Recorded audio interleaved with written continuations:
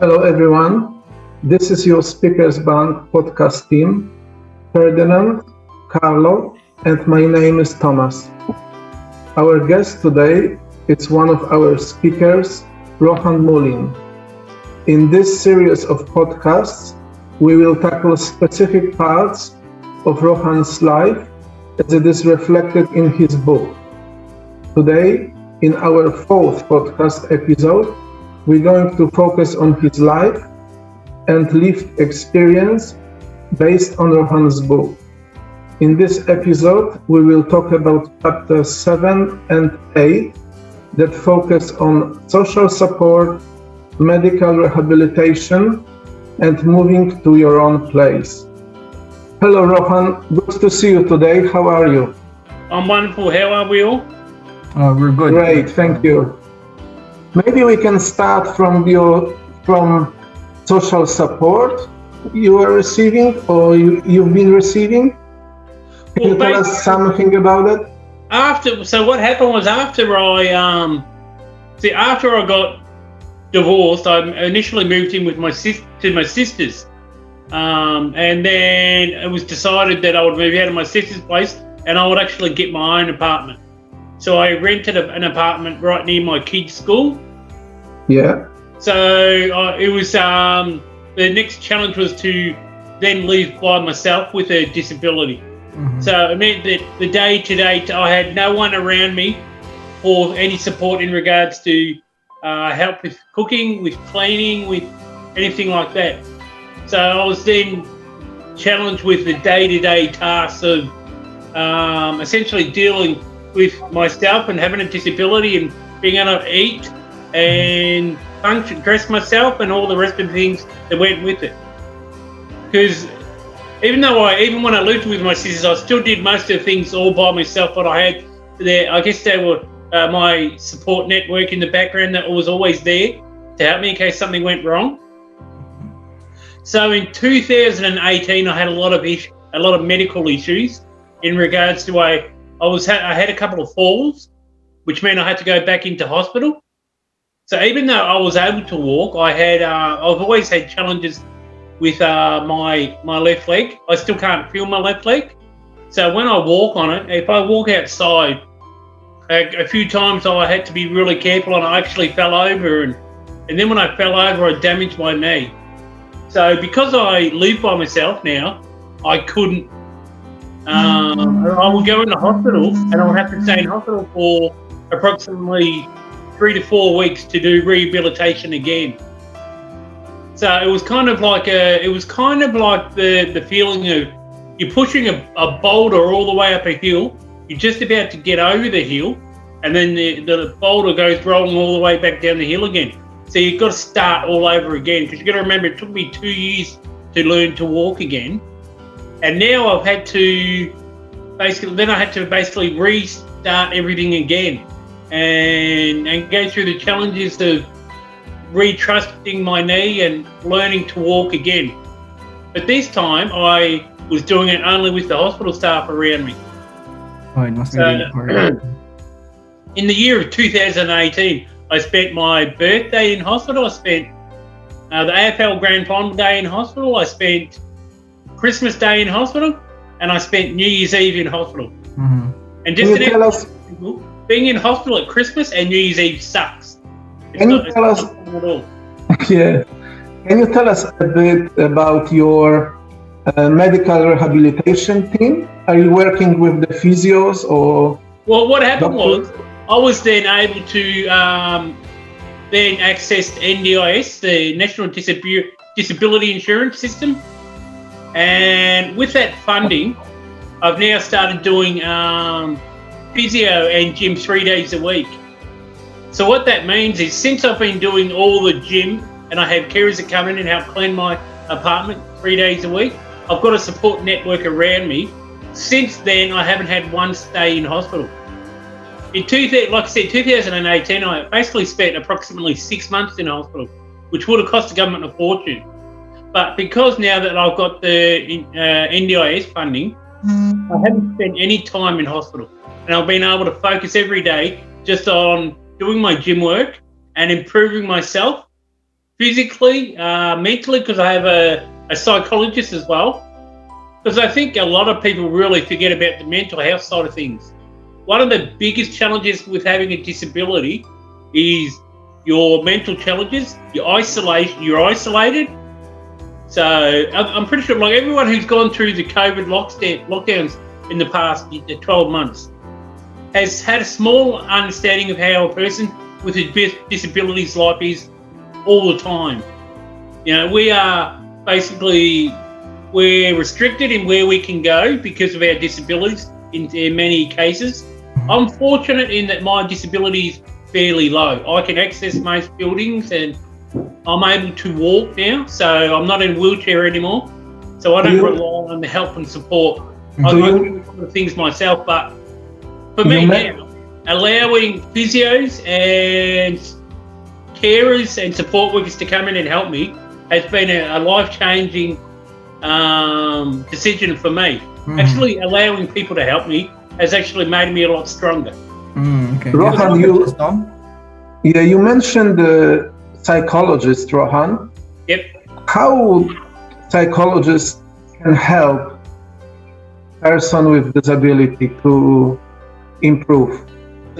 Well, I'll give you a perfect example. When I first spoke to my psychologist, I said to her up front, I said, I don't think I need to see you. And she said to me, she goes, Rohan, 95% of the time you're probably fine. She goes, I'm here to give you the tools. So for that other 5% of the time, you have the tools to be able to handle any crisis that comes up. So, and that's basically how my psychologist helped me, because she helped me to be more, loving to myself. And I was never, like if I did a physio session or a gym session, I would often come home and I would cry for an hour because I felt like I hadn't done enough. So she basically taught me that I have to be kinder to myself and accept that I'm doing the best that I can. And it's those sort of mental issues that, like, people can't see that. And again, because I'm living by myself, I don't have anyone to talk to about it. That's where the psychologist helps. Yeah. Because I went through the darkest times. I went through times where, especially when I was drinking too much, I went through times where I was suicidal. You know, I was fighting the black dog, so that was a really challenging part. Yeah, so but I'm fortunate that's where the psychologists intervene usually. That's right. So, that's where the psychologist really help. So, because the good part about a psychologist and medical team is you can tell them anything you want, and they don't judge you. Without any judgment. Exactly, it's without judgment. So you can talk to them, and they're there to help you. So, yeah. And also there is a confidentiality and privacy, so you don't have to worry about. Yep. So since you moved into your place, Rohan, on the beginning, since the beginning, do you have carers straight away? Like when you move in by yourself? I didn't. That was a new thing as well, because I never had carers. But one of my sisters was really adamant about me getting a carer, because I love. You're just doing everything by yourself when you move into your apartment. That's right. Like you're trying to do things by your own without any help from others. Exactly, and again that was problematic in that I would have issues where I would work to do certain things and I would fall over and hurt myself. Yeah. So I'd have to go you're back used to doing those before. Yeah. Were you hesitant getting the carers? Like, again, it was because it was change. Yeah. And you don't like help because I was always an alpha male where I was very strong and I was a leader of men and I always did things my way. Having someone new come into your place, and it's a real learning curve, but to be fair, it's the best thing that I ever did, because it's not only just the support they do in regards to the cleaning and all the work they do around my property. They're also becoming friends in a certain way, in that you sit down and you chat with them. It's someone to talk to. You hear about their lives and how their families and their boyfriends and girlfriends and whatsoever. Yeah. So it's actually quite interesting. Yeah. So I've met a lot of wonderful people along the way. Yeah. Rohan, you mentioned that when you had like moving first to your new house, you mentioned that you had a lot of falls and you're doing it by yourself. It's just interesting to know that what are your like emotional struggles, or what are there, is there any point in your life that inspire you, that that turns you like into a positive person, like let's say for example you fell over too many times, that did it come to the point that you felt helpless, or how did you overcome that emotions? Well, I'm always a very positive person, because I'm a believer that if you're breathing, you're achieving. You know, if you are breathing, you're still able to improve, and there's nothing you can't do. So the challenge for me was that I remember one of the stays in hospital. The nurse asked me if I had a care plan. Well, a care plan is an end of life plan. So everybody should actually have it themselves. It doesn't matter whether you're disabled or able-bodied or young or old. Basically what it means is that if something happens to you, do you want to be kept on life support, or so your family has that? Well, I was in hospital on one of my stays when I had a fall, and the nurse asked me, did I have a care plan? And I remember being in bed that night by myself in hospital thinking, I'm 45 years old, I shouldn't be having to worry about doing an end of life plan, for example. But then that very same night was a night where a truck driver actually died on the freeway, just coming home from work. So he didn't have any disability or anything like that. So it kind of put everything in perspective to me that anybody can die in a split second or have an accident or an issue. So that kind of woke me up about understanding that a care plan is actually something that we should all do. Well, I spoke to my family about the care plan, and all my sisters and my parents at the time all agreed on doing their own as well. So it was kind of like a symbolic support network from them to group around me and help me get through that part as well. Like I said before, physical pain I can deal with. The mental pain is the hardest part ever. Yeah. The part of going from me being an Australian softballer, someone that people looked up to and a leader of men, and I ran my own companies, to all of a sudden in a split second being in a wheelchair years ago has always been a mental minefield for me. And it's something that I still struggle with every day. So, like, I'm a walking contradiction in that I often say I don't care what people think about me. Yet I'm often ashamed of the way that I look because I've got a disability. So, again, that's a complex issue for myself mentally. Yeah. So yeah. I just basically, for that year after I moved into my apartment and had stays in and out of hospital, I had to refocus back into rehab. So, and I've been so fortunate to meet some of the most amazing physios and AHAs and OTs throughout my journey. Mm-hmm. To be honest with you, I wouldn't change anything that's happened in my life. The one thing I don't have is any regrets, because I believe my stroke was actually one of the gifts given to me. It was basically a challenge that was given to me to say, okay, let's see what you're really made of. And if you thought you were good at sport, well, now this is reality. The reality of the ins and outs of having a disability. But that's good because having a disability. Sorry, the thing about having a disability is you don't have a break from it. It is with you 24/7. So that's good because before you were really good on what you're doing with, like you're saying that you're really good at sports, then you're really good in managing your own business. Now you're really good in coping on and accepting and dealing with what you have now and what you are, and what you're experiencing. So that's good. Yeah. I think it's just all about learning. Every day you're learning. Yeah.